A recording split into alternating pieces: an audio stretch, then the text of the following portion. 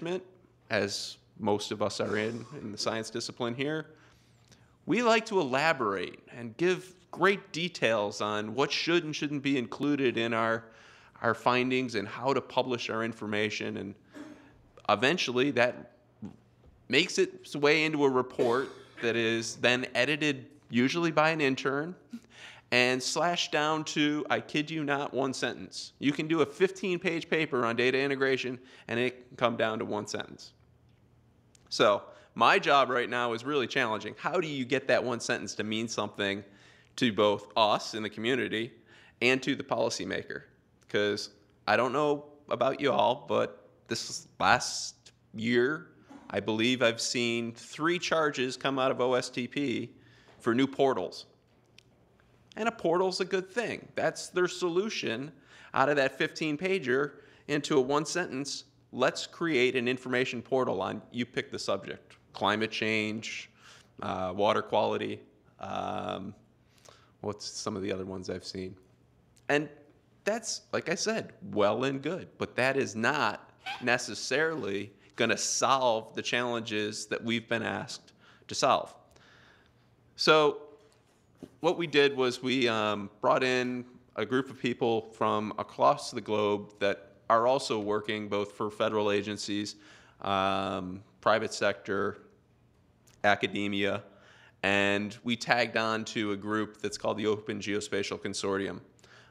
They are a standards organization, and we just were lucky enough to, several of us are members of OGC, so we partnered with them to host a one-day meeting looking at hydrologic information sharing from a global perspective, recognizing that folks in the EU, folks down in Australia, some in Southeast Asia, as well as in Canada, have all made great contributions to this science already. So we brought several scientists in, listened to what their policies, practices, state of the art was and is. Several agencies spoke, and really my observations of that meeting are shared here. One, we all have a shared perspective in this. Everyone recognizes that their model's the best model, but they may need their neighbor's model or their neighbor's data. But they also, at the end of the day, it's not about the model, it's about the outcomes and what is the decisions that that model is helping inform. So we all have that shared sense of interest in improving water quality and water quantity management on a global perspective. Second, there's lots of good work already going on. You're going to hear about QUASI, the Consortium of Universities of Advancement of Hydrologic Sciences Incorporated. That's a heck of a word to try to spell out. Just know it as QUASI. They've made some great progress thanks to some NSF funding to look at how does the US academic environment publish and maintain data related to water resources, and how does that then look at feeding models. The Open Geospatial Consortium I mentioned, they've created a hydrodomain working group. They've partnered with the World Meteorological Organization so that they have an MOU between the two groups. There's a standard, hopefully going forward for a vote, which is Water ML2. Basically, it is how to publish a time series of water quantity observations with the associated metadata, being adopted by groups like NOAA, USGS, EPA, and others, Canadians. But this hydrodomain working group, and I'm going to get on an OGC soapbox here, so how many of you are OGC aware? All right. For those that aren't, please take the time to go to their website and become aware, because what I found interesting and useful about this standard setting process is, unlike when the government, or at least EPA, I won't tarnish your reputations, but when EPA sets a standard, we all get in a room with our state colleagues and the other offices, and we hammer things out in the abstract, which works well in the abstract. We come to agreement on different data models. And then you go to apply them, and you realize that's not really how the world is working. It's kind of like some of our models. reality hits in and that standard is about useless. It might get put into contracts, and I feel sorry for some of the vendors that have to publish to that, but it's really not an operational system. OGC's philosophy, on the other hand, when they build a standard, they work with industry, they work with academia, they work with the governments, and then they prototype these things. Basically, take it for a test run, do an interoperability experiment with it, do a pilot with it, and through that process, refine the standards and things that actually work and get adopted by groups like Google, Microsoft, IBM, Esri.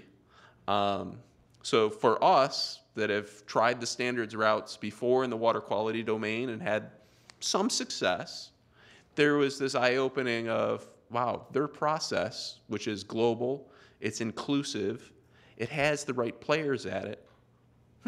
This is producing real results. How do we leverage that infrastructure, that knowledge base, to work within our community? And actually, I think OpenMI is partnered now with OGC through an MOU. So that's another great positive step forward that aligns these different social aspects of creating standards. So the other challenge I've noticed when we talk about information integration, interoperability, data standards, I can get geeky. I can start doing web services. Are you a REST person or are you a JSON? But no, that's our problem. Our challenge is when we think about data integration and information integration, we are thinking most of the time at the technical level, and we're leaving or ignoring the social aspects of it. Why isn't or why aren't some of our ideas about integration taking hold? As we heard from Peter, they're not necessarily technical. These are social, they're economic, they're political. So when we start thinking about improving our integration and interoperability, we must also focus on the science and the technical, but also lend an ear and credence to the economic aspects and the social science aspects of standards and the adoption of standards. How do we overcome some of the things that often appear when we look at model integration? I mean, for those that have operational models, you've been funded and scoped to deal with that problem set. If someone comes into you with a new and interesting thing that's tangential to that problem set, you may want to work on it. You have the desire to work on it. You may not have the resources to work on it. And most importantly, though, you don't really have the time, right? It's, I'll get to that in the extra 60 hours that I'm putting in. Or there's a perception that there's additional resources required. And I say perception because I think some of these times when we look at model integration, it's a trade-off. You can scratch your neighbor's models back through delivering some data and information that makes his job or her job easier, and in reciprocation, they'll be providing you a service later on. But it's this underground economy. It's very hard to incentivize. We all do it. All of us here probably have a collection of colleagues in other fields where you need an input that you call and get information from, packaged the way you want it. But it's this underground shadow economy. So it's very hard to incentivize that from a policy perspective. The best you can do, though, is build your network so that you're aware of what your colleagues are aware of. It's that openness angle, the transparency angle. Who is doing what with what information that I may need later? And then collaboration around a shared problem set. Sometimes when you engage your partners, you may be engaging from a one-way standpoint. I need something from you, but you don't really need something from me. Therefore, you're going to have a lag on when that need is met. Well, when we look at problems where information integration has happened, at least in the water resource community, it's happened around areas of mutual collaboration where everyone had the same or similar need. The building of the National Hydrography Dataset. It is now a standard. It is the backbone for water quantity and water quality modeling, at least in the US, and similar models off that same type of data structure are now in the EU, are across Canada, are in Australia, in China. That happened because we didn't have that background in our modeling community. The community came together and funded it in a way that got the product met. But it leads to the second point, which was it was a community-based process with inclusiveness, meaning that it wasn't a closed-door society. If you had an interest in the model, you were welcomed in with open arms. It wasn't just the 3 agencies that were tasked with water resource management working the challenge. It was all of the water resource community working the challenge. Leveraged investment, that's kind of a no-brainer. The iterative approach, again, I think because many of us come to information integration from a science perspective, we want to get that paper just right. We want to get the model results just right. Well, sometimes take a step back and be the pragmatist that got you into modeling. It's okay to try and fail and try again. You need to do that. And lastly, for integration, I think to succeed is low barriers of adoption, and that's really speaking to the standard side of things. If you make a standard that is so complex that nobody can write code to it, you failed. So economic implications, one of the other observations I had is here's partnering with OGC and looking who's putting money where. Industry is investing where they see predictable paths forward. And you look at the spatial domain and you look at the investments Google and Microsoft and Esri make on an annual basis, both in data and software, dwarfs what we're putting into it from the public side. And that's because, one, they obviously saw the market, but two, there was a predictable set of standards that they could write code to and be guaranteed that their products would be semi-interoperable, at least at the data level. Sensors. So one of the things that I think the SWAC recognizes is we're in this transition phase. We're moving from a phase where we've had our traditional in situ monitoring going on, but at some point, I'm not going to put my prediction hat on, we'll be flooded with information coming off sensor feeds at a much lower cost than we see today. How do you deal with that volume of data? One, you start managing it right at the source. You know, right now we start managing data, usually field notes, maybe electronic, gets to the lab, all right, the LIMS system dumps something, and then, God, someone in the middle has to marry what happened in the field with what happened in the lab. Did the blanks line up, this and that?